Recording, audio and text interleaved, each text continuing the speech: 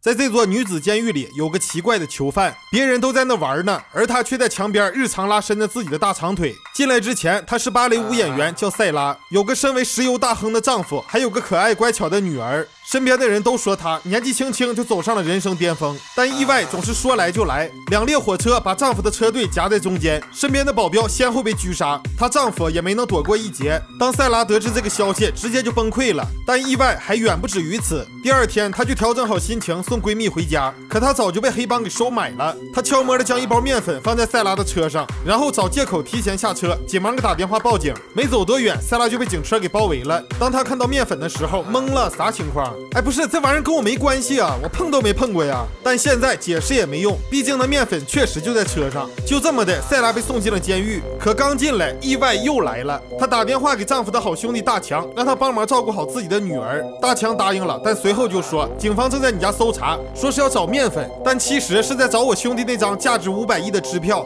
塞拉懵了，连我都不知道在哪儿，他们再搜也找不着啊。果然，警方没有一丁点收获。这边社团为了找到支票的下落，还专门派人潜伏到监狱里。可他们怎么也没想到，塞拉不光芭蕾跳得好，那腿法踢起人来更是没人招架得住啊。上一秒这个囚犯还在那压腿呢，下一秒就被小勺子顶在了大脖子上。塞拉当时就懵了，这人应该不是要请他吃饭吧？转身砰噌就是一高鞭腿，那小卡拉被踢得满地直晃悠。塞拉还怕给人踢坏了，哎姐啊，你没事吧？小卡拉没废话，上去哭哧就是一炮子，接着又是一套组合拳，把塞拉打得没有任何还手机会。他躺在地上彻底被激怒了，照对方脖棱盖直接就是一脚，趁其没反应过来，又紧跟一记高抬腿把他踢倒在地，然后一个鲤鱼打挺，嗖的一下站了起来。小卡拉扯掉毛巾上去就是一拳，塞拉下腰轻松躲过，转身一记蝎子摆尾，小卡拉彻底蒙圈。接下来塞拉要放大招了，咱们数一下他一共转了多少圈。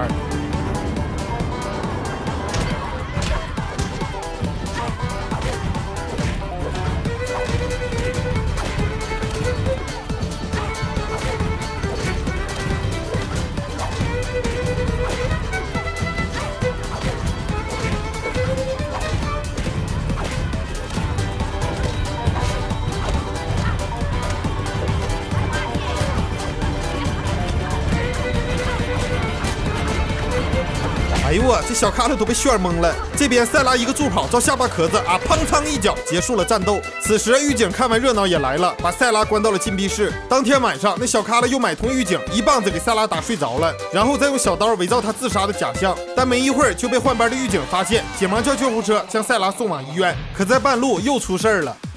他们俩在救护车上竟然对受伤的囚犯塞拉起了歹心，可殊不知人家早就醒了。就在他们要动手时，塞拉哭哧就是一记高抬腿，然后第二脚踹翻另一个人，那家伙全都给踹懵了。其中一个站起来压住塞拉的脖子，毕竟他刚才流了很多血，现在体力多少有些跟不上。危急时刻，塞拉拿起除颤仪，砰噌一下将其弹飞30多米。前面的司机听见车厢里这么热闹，那给他乐的呀！哪成想下一秒就被塞拉拿小刀顶住了脖子。就这么的，塞拉也算是越狱了。完事他找到大强，准备在他家安心养伤，可他却得知了更让自己崩溃的消息。白天社团为了找到那张价值500亿的支票，绑架了他的女儿。第二天，塞拉看着眼前的鲜花，突然想到丈夫出事那天也给自己送了一束鲜花，难道线索就在里面？于是她紧忙赶到剧院，发现那束鲜花还在，而花里还真藏了一张卡片。原来丈夫早就知道自己会出事，事先把支票给藏了起来。按照上面的地址，塞拉动身去取支票，却在出门的时候看到了墙上的海报，她的首席位置已经被闺蜜给取代了。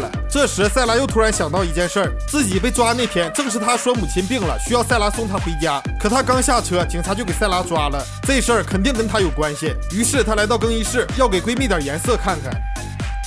她将刀片塞进了闺蜜的鞋里，当闺蜜登台演出时，踮起脚尖的一瞬间，滋啦一下，疼得她摔倒在舞台上。大家是不是也好奇她为啥对闺蜜这么狠呢？其实她做的对呀，原来闺蜜一直嫉妒塞拉的天赋，为了得到首席的位置，她跟社团达成交易，将面粉藏在塞拉的车上，害得她含冤入狱。等收拾完闺蜜，她按照卡片上的位置信息，果然在一个密码柜里找到了那张价值500亿的支票。塞拉立刻打电话通知大强，谁知往下一看，社团的人已经来了，那还等啥呀？她撒腿就撩，躲进了卫生间。这俩壮汉紧随其后也跟进去了。保洁大妈上前阻止，哎，不是你们俩干啥的呀？结果就被壮汉砰仓一炮的大妈直接起飞，飞出了30多米。接着另一名壮汉挨个门打开查看情况，当打开最后一扇门时，塞拉抬腿哭哧一脚，另一名壮汉拦在门前。紧接着塞拉又使出自己的绝活，给壮汉来了个小旋风，还真是这芭蕾没有白学，把壮汉都给踢蒙圈了。随后塞拉叫了个飞机来到拉斯维加斯，他拿着支票找到社团的人，想要赎回女儿，可哪成想这帮人说话不算数，达成目的竟然还要撕票。